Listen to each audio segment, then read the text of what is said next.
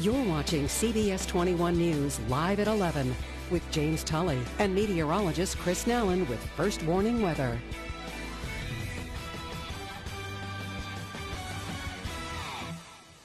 When I was a kid and watched way too much pro wrestling, I threw my brother into a railing head first, just like Ric Flair would have done. Now the railing balusters cracked.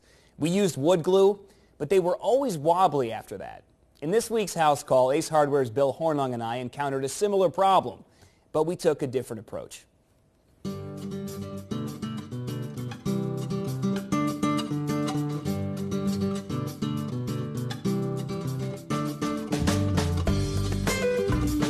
helping Heidi Reinbold of Lebanon with a couple of small jobs around the house. Last week, we cleaned Heidi's dishwasher, washing machine, and dryer. Today, we're going upstairs. Heidi, what happened here? You want to show us what's going on? Well, we have some foster kids that go in and out of our home, and they tend to roughhouse. Heidi's being modest. She's had more than a few foster kids. She and her husband actually have lost count of how many. Anyway, one of the kids kicked this railing baluster, cracking it near the base. What parent hasn't had to deal with something like this, though? Yeah, that's true. It just happens. That's Nathan, Heidi's adopted son. He swears this wasn't him. No matter who did it, it's a quick fix. Hey, what we're going to use today is we're going to use one of my favorite epoxies, PC11, which is this product. Now, in this particular case, I got the kind that's in a syringe. When you're using epoxies, it's real important to get equal amounts.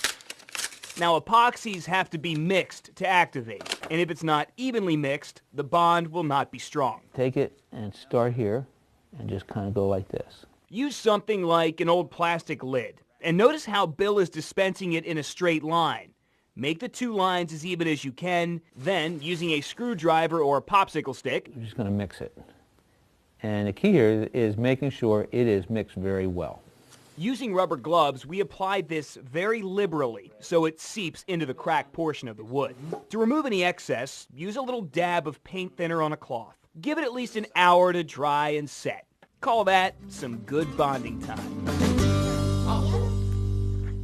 And next week, this is long overdue. We're fixing a leaky kitchen faucet, out to prove that taking apart the faucet is nothing to be intimidated by. That's coming up next Sunday night on House Calls. So can Bill and I come over and help you? Here's how you can enter.